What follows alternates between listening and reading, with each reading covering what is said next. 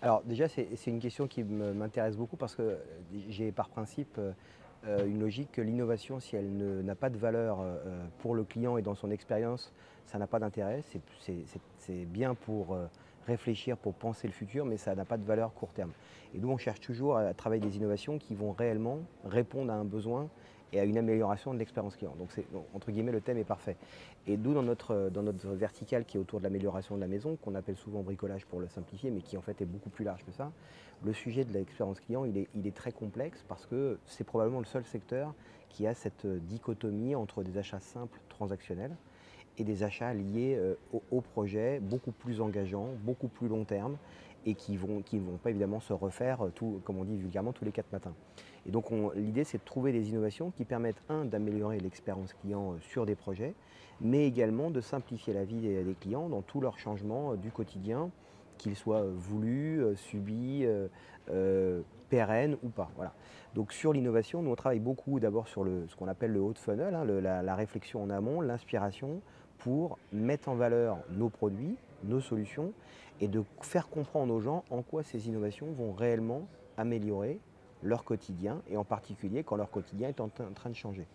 On parlait tout à l'heure de l'exemple que je citais sur l'aménagement de la maison dans un contexte où le télétravail a explosé et s'est installé de manière très pérenne. On entend beaucoup d'employeurs aujourd'hui qui disent que l'un des sujets qui revient systématiquement dans l'entretien d'embauche, c'est est-ce que je peux faire du télétravail?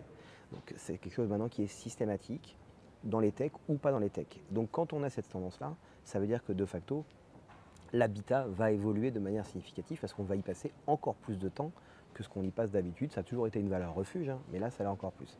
Et donc, on a développé un certain nombre de solutions qui permettent de travailler cette innovation, de la faire comprendre en amont quand les gens réfléchissent. Et un exemple, on a travaillé un filtre de réalité augmentée avec Facebook qui permet aux clients de comprendre comment réaménager leur salon, leur espace de vie pour se constituer un espace de télétravail. Ça, c'est un exemple. L'autre exemple qui est lié à l'innovation aussi, c'est de dire quand potentiellement on a envie de faire un projet, mais on n'a pas le temps, c'est le dimanche, peut-être les magasins ne sont pas ouverts, on est entre mari et femme, pas toujours avec les mêmes timings et on a besoin de se poser 2 heures, et ben maintenant on a développé depuis le Covid des solutions qui permettent de concevoir des projets complets sur la cuisine déjà aujourd'hui, puis potentiellement demain sur d'autres catégories comme la salle de bain et le rangement, où les gens pourront intégralement concevoir à distance avec des vrais spécialistes, pas juste des téléconseillers, l'ensemble de leur projet et potentiellement ne pas se déplacer en magasin s'ils le souhaitent ou juste finaliser en magasin pour voir le produit. Et également une autre innovation qu'on vient de lancer en version bêta, comme on dit sur des technologies, qui s'appelle HelloCasto, qui est le premier assistant vocal du bricolage. Ce n'est pas un assistant vocal pour acheter du tout, c'est un assistant vocal qui est là pour accompagner par la voix nos clients pour accéder à tous nos tutoriels. On a 250 tutoriels qui vont être disponibles bientôt sur cette application quand ils sont en train de faire.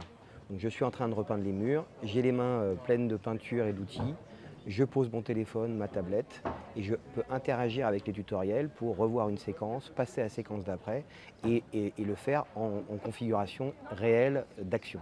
Donc c'est le premier assistant vocal du bricolage, HelloCasto. Le mobile, il est central. Alors chez nous, l'e-commerce reste un canal euh, faible secondaire, j'allais dire, en termes de taille de business. À l'intérieur de ce chiffre d'affaires e-commerce, le mobile devient majoritaire maintenant, ça y est, c'est un fait. Par contre, le mobile est ultra central et bien plus large que ça dans l'expérience client justement. Qu'elle soit pour acheter en ligne, qu'elle soit pour préparer son achat en magasin ou qu'elle soit pour être utilisée lorsqu'on est sur le point de vente qui est mathématiquement et statistiquement le parcours client le plus fréquent aujourd'hui. Donc le parcours classique, c'est je suis sur Internet, à 75% sur mon mobile, je réfléchis, je prépare, je m'inspire, et ensuite, à un moment ou à un autre, je vais me rendre en magasin pour conclure ou pour me réassurer. Et lorsque je suis en point de vente, le mobile continue son rôle d'accompagnement. Dans une précédente vie, j'utilisais cette expérience, c'est quand même le seul objet qui est la prolongation du corps, qui reste dans la main une grosse partie de la journée. Et donc l'idée, c'est que quand je suis dans mon point de vente physique, quand j'arrive, quand je suis en train de réfléchir, je peux utiliser l'application pour aussi garder un lien de fidélité beaucoup plus fort avec le client. Donc par exemple, je suis devant un rayon, je vois un produit, peut-être que le vendeur n'est pas disponible ou peut-être que je veux rester autonome, et bien je vais pouvoir scanner le code barre et de manière instantanée, très très rapide, je vais avoir l'intégralité de l'information du produit, mais également des vidéos, des tutoriels qui me permettent de comprendre comment ce produit peut répondre à mon besoin. Ça, c'est un exemple. Et un autre exemple qui est intéressant, c'est que le mobile sert aussi à la navigation dans le point de vente.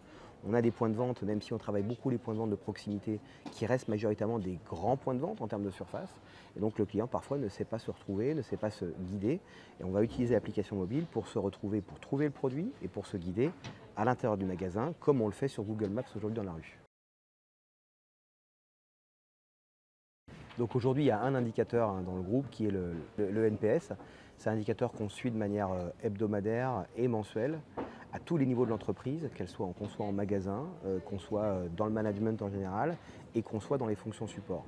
Ce NPS, il se mesure et il permet de qualifier l'intégralité de l'expérience client, qu'elle soit en préparation, qu'elle soit en achat en ligne, qu'elle soit dans l'expérience dans le magasin et de plus en plus l'expérience autour du service et l'expérience autour de la livraison. Et ce NPS-là, il permet de quantifier de manière chiffrée l'évolution et les retours de nos clients. Ça, c'est le premier élément.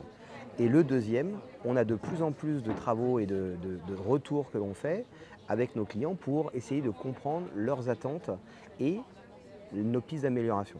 Et on a lancé le mois dernier, on n'a pas encore beaucoup communiqué dessus parce qu'on vient juste de démarrer, on a les premières enquêtes qui ont démarré, la première communauté fermée qui s'appelle Casto et vous.